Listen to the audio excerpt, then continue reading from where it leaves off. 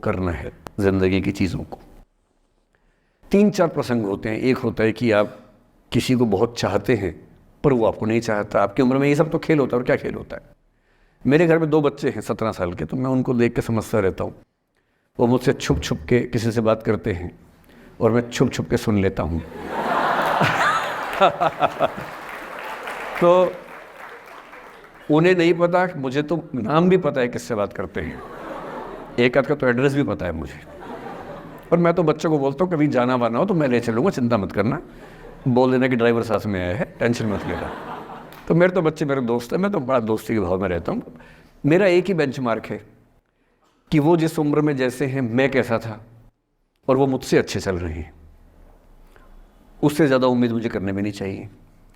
मैंने जो कुकृत्य 8वीं क्लास में किए थे उन्होंने 11वीं क्लास में किए, तो बहुत है। मैं ये क्यों मान के चलूँ कि वो देवी देवता पैदा होंगे? मेरे ही तो बच्चे हैं भाई।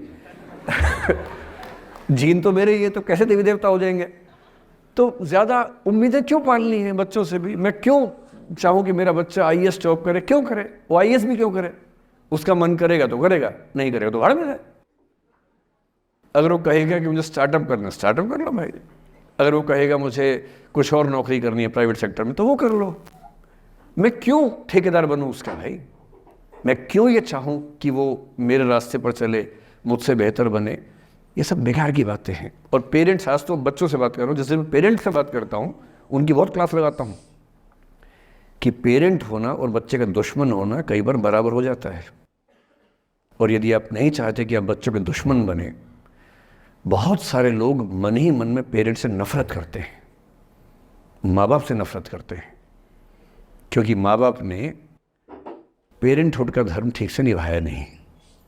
उन्होंने इतनी इच्छाएं थोपी, इतने दबाव बनाए कि बच्चों को ज़िंदगी के कई फैसले इस दबाव में करने पड़े कि मेरे पेरेंट्स ये चाहते हैं। वो बन ही नहीं पाए जो वो थे। और दुनिया में सबसे बुरी स्थिति है वो न हो पाना जो आप हैं। अपनी सहजता से दूर होना, इससे बड़ी बुरी कोई स्थिति नहीं। साहित्य में इस पर खूब लिखा गया है। कामायनी एक रचना बड़ी प्रसिद्ध है जयशंकर प्रसाद की। उसमें मूल समस्या ही ये है, ज्ञान दूर कुछ क्रिया भिन्न है, इच्छा क्यों पूरी हो मन की, एक दूसरे से न मिल सके यही विडंबना है जीवन की। आपका दिमाग कुछ कहता है, दिल कुछ कहता है, कर कुछ हो रहे हैं आप। जिस व्यक्ति का दिमाग, दिल और हरकतें आपस में कनेक्टेड हैं, कंसिस्टेंट हैं, उससे ज़्यादा सुखी कोई मनुष्य नहीं है। इसलिए मैं अक्सर कहता हूँ कि आप खुश हैं या नहीं, इसका सबसे बड़ा पैरामीटर ये है, आपका दिमाग, आपका दिल, आपकी हरकतें, आपके एक्ट्स अगर कंसिस्टेंट हैं, कोहेरेंट हैं, कनेक्टेड हैं, इंटीग्रेटेड हैं, तो आपसे ज़्यादा सुखी कोई नहीं है। और यदि आप पूरी ज़िंदगी केवल निभाने में खर्च कर देते हैं तो ठीक है, दुनिया की निगाह में आप सफल होंगे।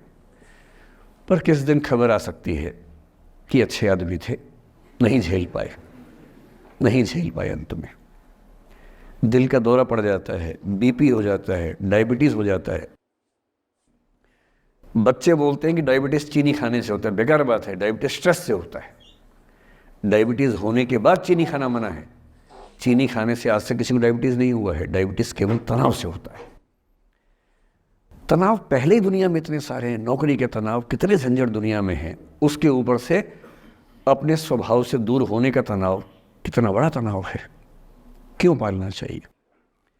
तो मैं कुछ सूत्रों में आपको बात बताता हूँ। इस उम्र में आप कितना उसको फॉलो कर पाएंगे मुझे नहीं पता, लेकिन कोशिश करेंगे तो कुछ तो फ़ायदा हुआ ही। पहला सूत्र मेरा आप लोगों के लिए ये है कि जब आप किसी को पसंद करें और वो आपको पसंद ना करे तो टेंशन नहीं लेनी है, तेज़ाब तो नहीं उठाना है। ठीक? कई लोग इस मूड में रहते हैं, मुझे पसंद नहीं करेगी, मैं राजा हूँ, मैं नवाब हूँ, मुझे पसंद नहीं करेगी। अरे तू क्या है भाई, नहीं पसंद हो तो नहीं पसंद हो, ये क्या बात हुई? सबसे पहले अपने अंदर से लोकतांत्रिक बनिए, डेमोक्रेटिक बनिए। जैसे आपको हक है किसी व्यक्ति को पसंद करने का, उसको भी हक है किसी को पसंद या नापसंद करने का। यदि कोई ऐसा व्यक्ति जिसको आप पसंद नहीं करते वो आपको प्रपोज करे तो आप उसको मना ही तो करेंगे। बस मना इज्जत से कीजिए, किसी को बेआबरू करके मत भेजिए। ये नहीं कि अच्छा तुम शीशा देखा है कभी? रुको रुको, आईना मेरी जेब में, लो। ऐसे नहीं करना है। बड़े बेआबरू होकर तेरे कूचे से हम निकले, वो वाला भाव जो गालिब को आया था, वो भाव नहीं आना चाहिए।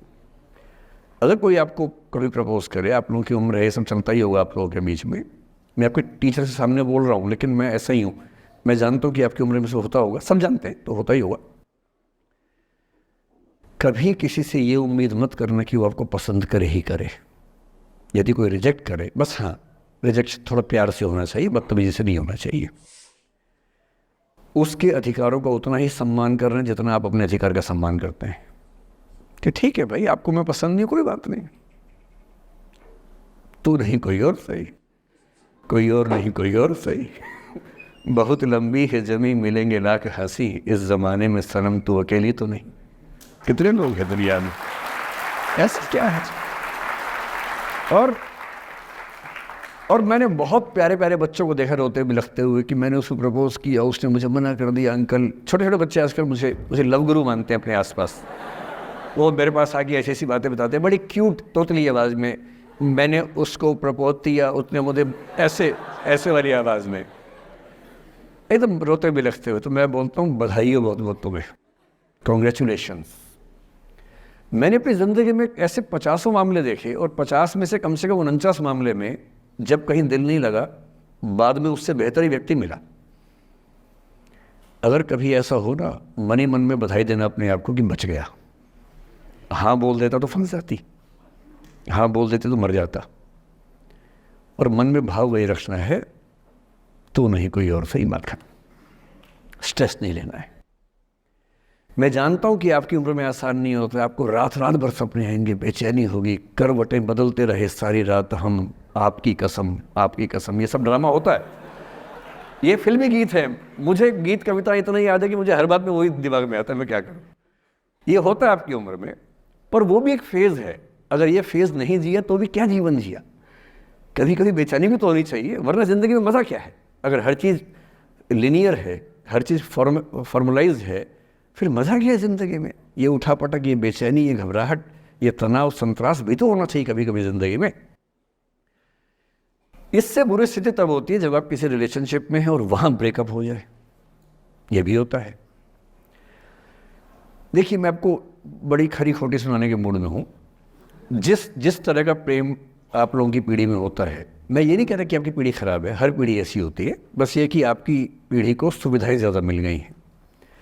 हमारी पीढ़ी में ना चिट्ठी लिख के भेजनी पड़ती थी, बड़ा रिस्क होता था। चिट्ठी लिखो कागज़ पे, फिर एक डाकिया ढूंढो भरोसे का, तो भरोसे वाला कुरियर बॉय या कुरियर गर्ल जाके चिट्ठी वहीं दे के आए जहाँ हमने कहा है। ये भी डाउट कहीं किसी और को दे के आ जाए। या कबूतर से बात करो, कबूतर जा जा जा, पहले प्यार की पहली चिट्ठी साजन को दिया। कबूतर का क्या भरोसा किसको दे के आ जाए। लेकिन कितना तनाव था उस ज़माने में। आपके ज़माने में क्या है, सीधे व्हाट्सएप निकाला, खटाक से भेज दिया मैसेज, और नंबर किसी से मांग लिया 1 सेकंड में।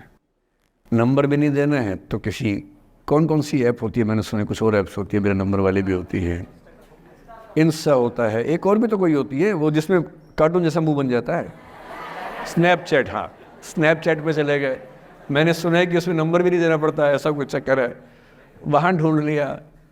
किसी को कुछ कन्वे करना इतना आसान दुनिया में कभी नहीं हुआ था जितना आज आसान है। इन सब के ऊपर टिंडर है, बम्बल है, पता नहीं क्या क्या है, राइट लेफ्ट करते जाना है, उसी में कहानी शुरू। पर ये कहानियाँ जितने हल्के तरीके से शुरू होती हैं, मैं दावे से कह रहा हूँ कि 100 में से 99 अट्रैक्शंस 1 से 2 महीने में ख़त्म हो जाते हैं। क्योंकि आप जिसके प्रति अट्रैक्टेड थे ना, वो तो उसका बाहर का परसोना था। जहाँ परिचय गहरा होता है, असलियत सामने आ जाती है, और जब असलियत सामने आती है, झेलना बड़ा मुश्किल होता है। आपके सपने टूट जाते हैं।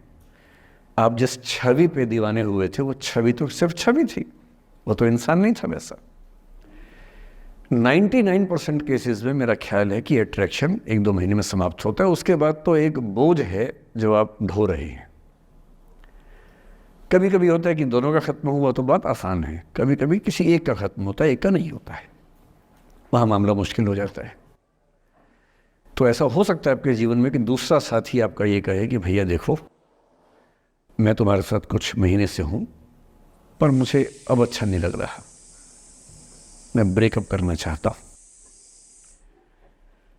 मैं आपसे ये निवेदन करूंगा कि ये मान के मत चलना कि उसने आपको धोखा दिया है, क्योंकि बच्चे तुरंत उस मुद्रा में आते हैं, अच्छा अब मैं कुल्हाड़ी उठा लूंगी, अब मैं तेजाब उठा लूंगा, तूने मुझे धोखा दिया है, तूने मुझे चीट किया है, you are a cheat, you are a liar, you are a पता नहीं क्या क्या, पता। इंग्लिश में गालियां बड़ी सुंदर देते हैं बच्चे। मैं ये कहना चाह रहा हूं कि इस बात की संभावना मान के चलिए कि हो सकता है कि आपके साथ 2 महीने रहने के बाद सच में उसको ये लग जाए कि आपके साथ ट्यूनिंग ठीक नहीं है, या आपको लग जाए कि आपकी ट्यूनिंग उस व्यक्ति के साथ ठीक नहीं है। और किसी मुर्दा को अपने पास पकड़ के रखना उसका मज़ा नहीं है। आप किसी को बांध तो लेंगे, पर जब उसका दिल आपके पास है ही नहीं, दिल विहीन लाश अपने पास टिका के रखना, एक मुर्दे को बांध के रखना, इससे बेहतर है जाने दो। बांधना नहीं, बांधते वो हैं जिनमें असुरक्षा बहुत ज़्यादा होती है। उस असुरक्षा से बचने का उपाय खुद को बेहतर बनाना है। आप इतने बेहतर हों कि आपको चाहने के लिए हज़ारों लोग हों। क्यों आप इतना डिपेंडेंट होते हैं कि इस एक व्यक्ति के अलावा मेरा कोई है ही नहीं दुनिया में, ऐसा क्यों सोचना है? और ऐसे ही मामले में ये करना है वो अफसाना जिसे अंजाम तक लाना ना हो मुमकिन, उसे एक खूबसूरत मोड़ देकर छोड़ना अच्छा। और ये खूबसूरत मोड़ कैसे होगा? अगर कोई जाना चाह रहा है तो आपके पास 3 ऑप्शंस हैं। एक, ना उसको अच्छे से बात करे ना ख़राब से बात करे, न्यूट्रल होके जाने दे। एक, उसको धमकी दे, बर्बाद कर दूंगा, छोड़ूंगा नहीं, तो निकल के देख घर से, तेरे एड्रेस पता करवा लूँगा, मेरे साथ 50 दोस्त हैं, मेरे सारे आवारा हैं, सारे बेरोज़गार हैं, सारे कुंठित लोग हैं, सारे गुंडे मवाली हैं, उनका धंधा यही है, तेरे पीछे छोड़ दूंगा सबको। एक ही तरीका है। और तीसरा ये कि ठीक है यार, ऑल द बेस्ट, जा सिमरन जा, जी ले अपनी ज़िंदगी। अरे ठीक है, हो सकता है मैं तुझे ठीक नहीं लगा, कोई बात नहीं, लेकिन किसी से मिलो तो बढ़िया से मिलना, तेरी ज़िंदगी अच्छी हो, मैं भी ढूंढ ही लूँगा किसी न किसी को, थोड़ी हेल्प कर दियो, कहीं इंट्रो करवा दियो मेरी भी, लेकिन ठीक है तू भी जा। ये होता है खूबसूरत मोड़ देकर छोड़ना अच्छा। चिपकू नहीं बनना है किसी के पीछे, ना बोरा जाना है कि तुम जाओ, मैं तो दीवाना, स्थायी दीवाना हूँ तुम्हारा। कोई जब तुम्हारा हृदय तोड़ दे, तड़पता हुआ जब तुम्हें छोड़ दे, तब तुम मेरे पास आना प्रिय, मेरा दर खुला है, खुला ही रहेगा तुम्हारे लिए। वाह। पहले के ज़माने में बेरोज़गारी का ये लक्षण था। हम जब छोटे थे ये गाने सुनते थे, हम ये सुन के बड़े हुए कि ऐसे ही करना पड़ता है शायद प्रेम में।